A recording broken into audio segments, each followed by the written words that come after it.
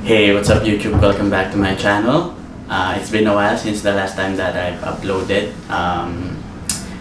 You know naman with all what's happening around the world, and if you're watching this, and I hope and pray that you are safe with your family at home.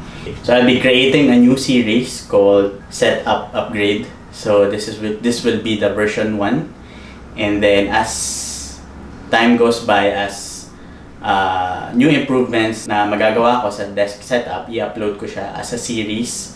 So hopefully makatulong din sa inyo if you are planning to upgrade your setup.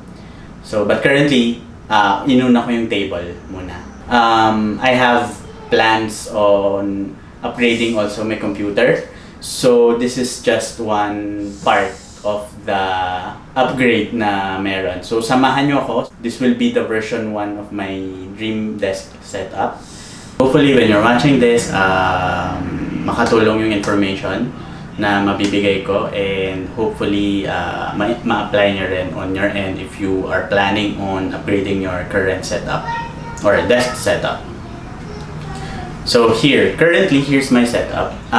Yung table na gamit ko is yung SNR na lifetime table. So ito yung gamit ko ever since. So I'm using an iMac 21.5 inches mid 2013.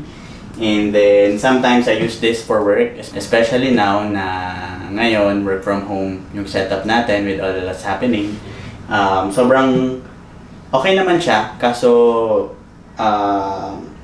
if tatagal pa yung work from home setup namin, parang naisip ko na might as well upgrade yung current table ko. Kasi ito, wobbly din siya. At the same time, hindi talaga siya made for computer desk or work office desk. So, ayun, papakita ko yung current itsura niya, and then nabili ko na yung new table, dumating na siya, and then i-set up ko and pakita ko sa inyo while I'm doing the changes here dito sa desk setup ko. So ito guys, papakita ko yung current status nung desk ko.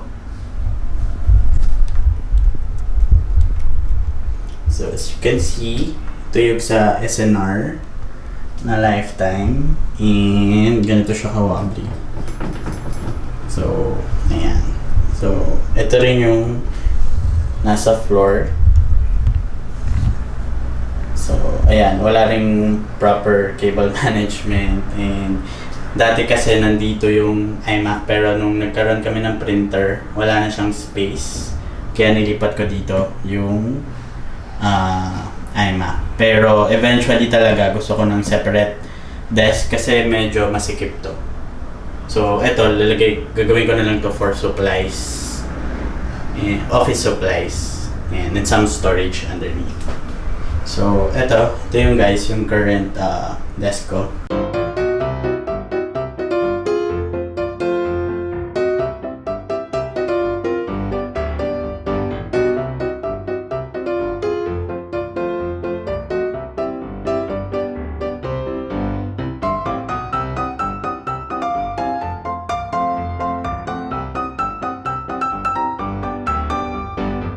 So, ito na siya guys. Ito yung table.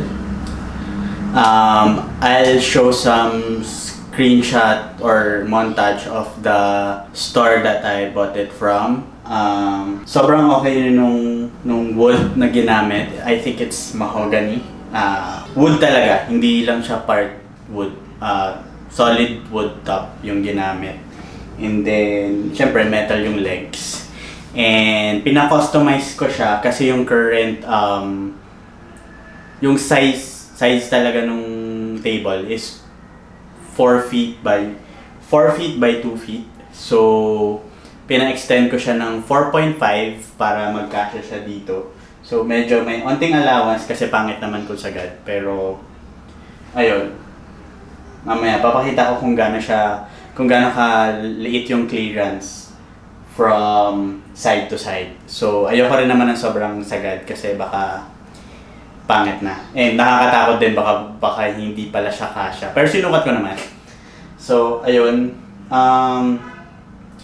I'll post the details of the shop, AV Make Industries, in the description, and I'll show here.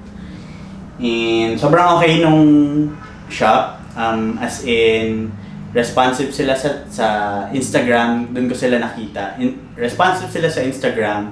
And tinetext ko pa yung mismong owner doon sa personal number niya. Pero nagre-reply pa rin. And with all my queries and all.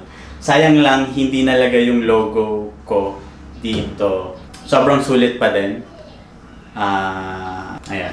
Pakita ko na yung desk ng mas malapit.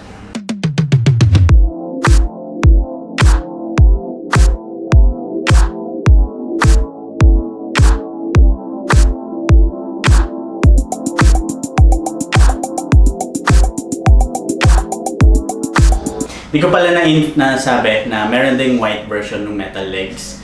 Actually, binilan ko rin yung wife ko na ganito, pero yung standard size, which is 4x2.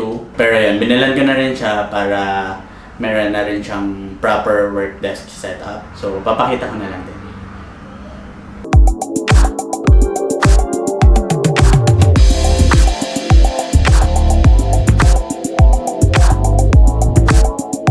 I will be uploading more videos for this series upgrade. Hopefully nakasubscribe kayo and tap on the notification bell para ma-update kayo sa videos or for this series na i-upload ko. So this is just the version 1 and I plan on upgrading more pa, and hopefully you are with me as I upgrade my desk setup.